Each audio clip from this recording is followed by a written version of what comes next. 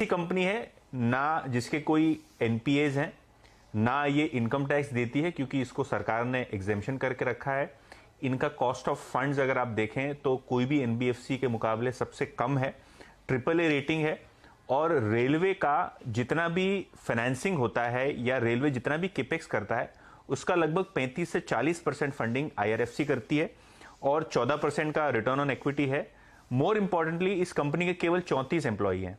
जी हाँ, 34 एम्प्लॉई हैं। और अगर हम कंपनी की बात करें तो ये एक होटल है चाणक्यपुरी, होटल अशोक, उसके बेसमेंट से ये काम करते हैं। तो अगर हम पीएसयूज की बात करें तो शायद आपको अचंभा होगा कि इतनी छोटी कंपनी है और फिर भी 34 एम्प्लॉई है।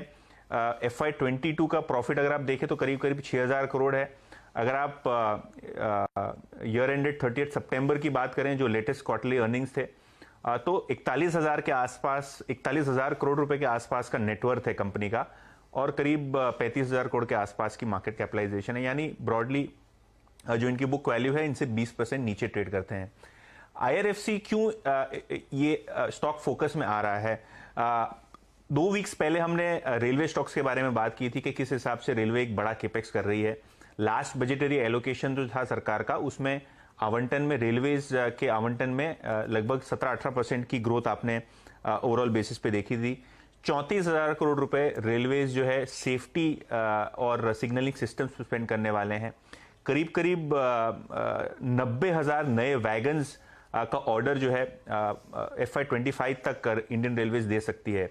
और कंपनी का अगर आप फंडिंग मिक्स देखें तो 45% का जो फंडिंग होता है ये रोलिंग स्टॉक और वैगन एडिशन में जाता है आईआरएफसी की तरफ से, और बाकी का 55% है ये इंफ्रास्ट्रक्चर की तरफ जाता है। ऑब्वियसली अगर आप लिस्टेड कंपनी देखें तो आरवीएनएल और रेलटेल, इनकी जो फाइनेंसिंग है और इनको जो लोन्स देने का काम है वो आईआरएफसी करती है।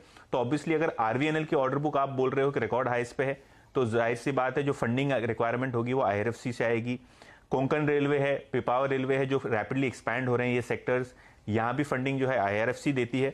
और सबसे मजे की बात यह है कि जो